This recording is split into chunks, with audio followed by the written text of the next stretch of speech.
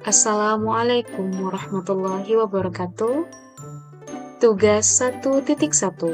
Memberikan tanggapan terhadap kasus di ruang kelas. PPG Calon Guru Gelombang 2 tahun 2024. Anggota kelompok 3, Ilda Yanti, Iin Aulia Nurunisa, Israyanti Saputri, dan Nur Fajriah. Langsung saja kita akan membahas pada 3 kasus. Kasus yang pertama. Bayangkan, jika Anda adalah seorang guru matematika di kelas 7, saat ini Anda hendak menyampaikan materi mengenai matematika sosial, yakni mencari nilai rata-rata atau MEAN.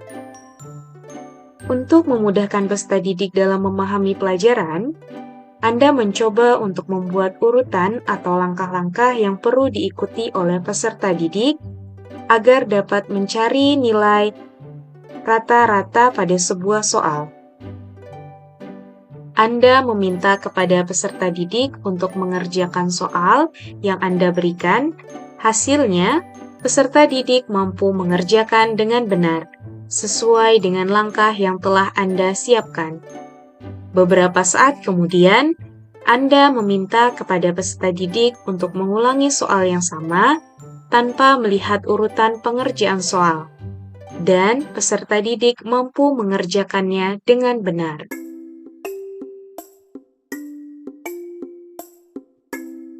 Pertanyaan pertama terkait kasus satu ini, yaitu menurut Anda, apa yang membuat peserta didik mampu mengerjakan soal dengan baik pada percobaan kedua, tanpa melihat urutan atau langkah pengerjaan soal?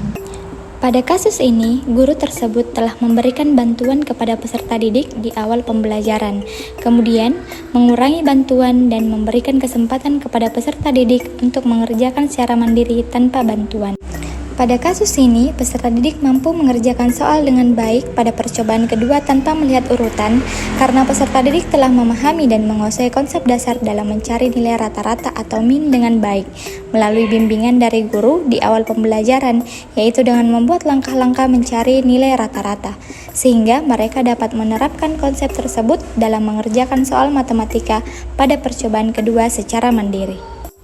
Pertanyaan kedua, sebagai seorang calon guru, dalam kegiatan belajar seperti apa metode di atas dapat diterapkan? Elaborasi jawaban Anda dengan menyertakan teori yang berkaitan. Dalam kasus ini, kegiatan belajar yang dapat diterapkan yaitu pembelajaran kontekstual yang berbasis langkah atau pembelajaran langkah demi langkah. Metode ini mengajarkan peserta didik untuk memahami dan mengikuti urutan langkah-langkah yang diperlukan untuk menyelesaikan suatu masalah. Teori yang berkaitan dengan kasus ini yaitu teori belajar konstruktivisme yang menuntun peserta didik secara aktif membina sendiri pengetahuannya, mencari arti dari apa yang mereka pelajari, serta menyelesaikan konsep dan ide-ide baru dengan kerangka berpikir yang telah dimilikinya. Kasus kedua. Rina adalah seorang guru di kelas 1 SD. Sebagian besar peserta didiknya belum bisa berhitung dengan lancar. Rina sedang memikirkan cara yang sesuai untuk membantu setiap peserta didik menyelesaikan tantangan belajarnya.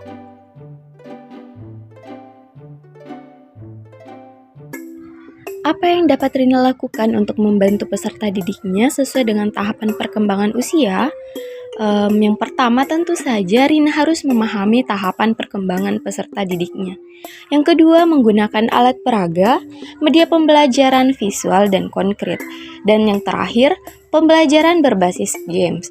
Karena di usia tersebut, siswa lebih aktif jika pembelajarannya lebih banyak bermain.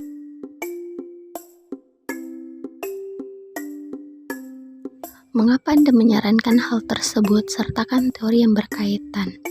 Nah, mengacu pada teori belajar behavioristik dan sosial kognitif yang lebih menekankan bahwa pentingnya stimulus eksternal dan proses pengamatan, peniruan, dan pengalaman sosial dalam pembelajaran. Nah, diharapkan peserta didik kelas 1 sekolah dasar dapat lebih mudah dan efektif dalam mengembangkan kemampuan berhitung mereka.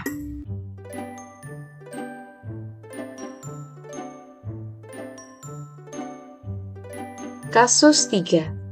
Made adalah seorang guru yang mengajar di salah satu sekolah negeri wilayah Bali. Ia mengampu mata pelajaran bahasa Indonesia. Ia hendak mengajarkan materi teks deskripsi pada peserta didiknya. Pada buku cetak yang menjadi panduannya saat mengajar, terdapat beberapa contoh teks deskripsi menceritakan tentang bangunan-bangunan pencakar langit yang ada di ibu kota. Dengan memperhatikan latar belakang setiap peserta didik, Made pun mencoba untuk memberikan contoh berbeda. Ia memberikan contoh teks deskripsi tentang pantai dan makanan khas di Bali. Apakah pertimbangan dan keputusan Made sudah sesuai? Mengapa demikian? Pertimbangan dan keputusan Made sudah sesuai karena memberikan contoh yang relevan dengan kehidupan sehari-hari peserta didiknya. Hal ini dapat menarik perhatian lebih peserta didik untuk mendalami teks deskripsi tersebut, serta dapat memudahkan mereka untuk memahami materi yang diajarkan Made. Prinsip apa yang Made gunakan dalam kasus tersebut?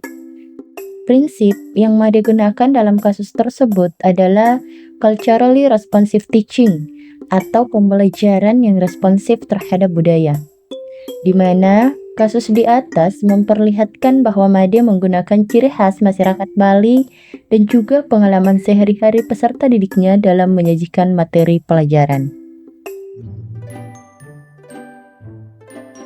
Baik, berikut adalah pemaparan dari kelompok 3 terkait kasus-kasus yang berada di ruang kelas. Terima kasih atas perhatiannya. Wassalamualaikum warahmatullahi wabarakatuh.